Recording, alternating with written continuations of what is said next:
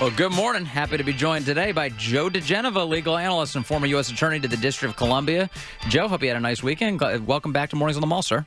I had a great weekend in the Rhone wine country in France, where I am at this very moment. Wow. Okay, well then, now that you're nice and happy and well-rested, let's see what you think about the Congress wants to use its full arsenal of constitutional weapons, that's according to Congressman Trey Gowdy, to go after the Justice Department if they don't comply with subpoenas. They had a big powwow on Friday night with the Speaker of the House.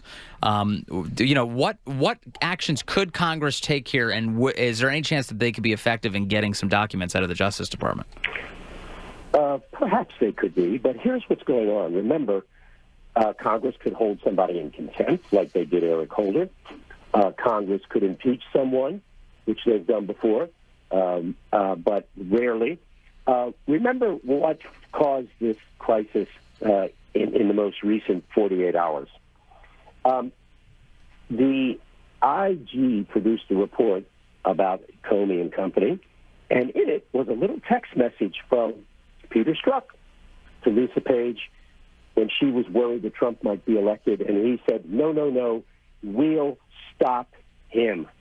That sentence, we'll stop him, was redacted from the emails that were sent to Congress and turned over as part of the full disclosure that Rosenstein and Wray had promised. It was that failure to disclose which precipitated Trey Gowdy's change of mind about how the FBI was, just like your mother's FBI, doing exactly what you would want them to do. I don't know. He had a brain transplant, apparently, and has now figured out that Chris Wray and Rod Rosenstein are never going to fully cooperate with them. They're going to be lucky if they ever see these documents. I think that it is inexplicable that you could be as dumb as Chris Wray is and as arrogant as Rod Rosenstein is, and not expect that at some point this is going to explode.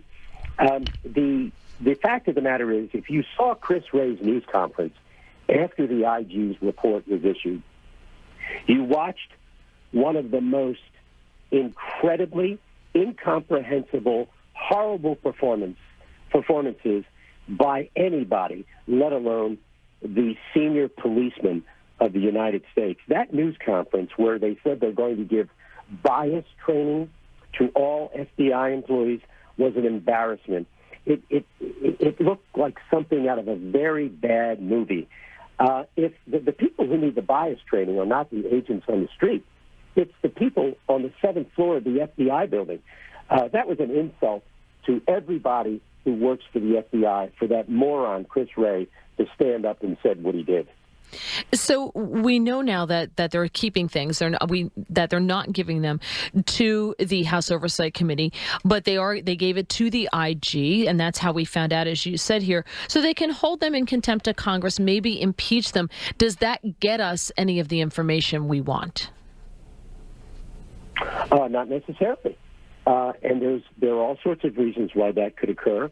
But the problem you have is, there is a history in the Republican control of Congress of doing very bad oversight.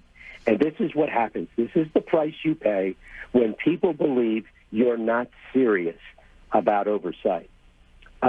Whether or not they get the redacted information concerning FISA and other things will be the kicker. We should know whether or not that's going to happen within a day or two. It's clear to me that the Speaker has authorized Gowdy and Nunes to speak, and I expect at a minimum contempt of Congress. I think it's going to be very ugly. It's inexplicable. It's just hard to believe. You know, Joe, today there's going to be a Senate Judiciary Committee hearing that involves Christopher Wray, the director of the FBI, as well as Michael Horowitz, the Inspector General of the Justice Department. That'll be at 2 p.m. today, where senators will get their first chance to do this in public and ask about the contents of the IG report and how the FBI is going to respond to all of it. What questions would you like to see these lawmakers ask? You mentioned that they've done such a terrible job at oversight in the past. What would be a good way to approach oversight today? The first question I would ask is, why did you strike the sentence, "We'll stop him," from Peter Strzok's email? I wouldn't let the hearing get 5 minutes, 5 seconds and I would, if I were the chairman, that's the first question that I would ask. Why did you not turn over the Strzok message to Page? We will stop him. And do you believe, Mr. FBI Director, Mr. Smart Aleck, Mr. Bush holdover, would you please tell me why you think there was no political buy-in? Have you read all these text messages? Do you understand what's happening in your agency? Do you understand you have no credibility? Those are the kinds of questions. I mean, you can get fact-specific. There are 50,000 fact-specific questions you could ask. But the big ones are the ones, where have you been, Director Wray? We haven't seen you publicly. And when we do see you, you give this inane news conference where you say nothing really bad happened here. Chris Wray's a moron. Yeah, and I've been saying this all morning, and this is kind of the pessimist in me coming out.